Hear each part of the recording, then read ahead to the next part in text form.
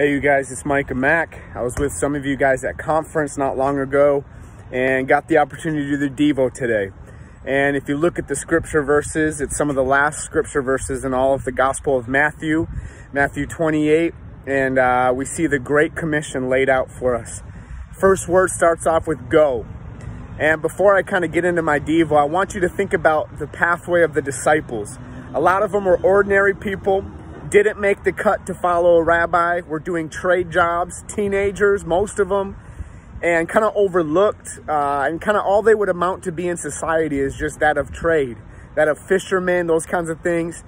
But when you look at Jesus and how he calls his disciples, he says, come and follow me and I will make you fishers of men. When you look at the Greek and when it says follow me and make fishers of men, these fishermen were used to catching a lot of fish and seeing them become dead. Jesus had a different plan for their life, to see dead people who are lost in their sins be found and made alive. This is really dope. The call to follow Jesus was a call of dying to themselves, leaving everything, picking up the cross and following him, to go catch people who desperately weren't following Jesus and seeing them found and seeing them come to know Christ and come alive. It's a beautiful picture of what Jesus can do. It's a beautiful picture of the gospel. And when Jesus says go, some of the final words to his disciples, this means something because they remember their calling. They remember when Jesus spoke to them and said, hey, you're going to go fish for men. Now, here is the moment of releasing, the moment of discipling.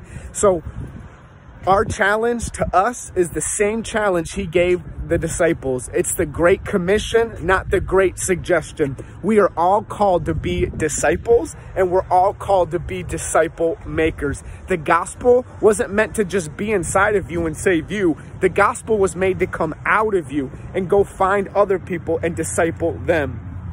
All of us are being discipled by someone. A true disciple of Jesus adheres to Jesus, follows Jesus, and then looks like Jesus and being a bridge for humanity and a bridge for the people around us. You don't need to be special to follow Jesus. You just need to be ordinary like a disciple. And God does the extraordinary through your willingness to disciple, to be discipled, and to love him. Be encouraged, guys. Hope to see some of y'all soon.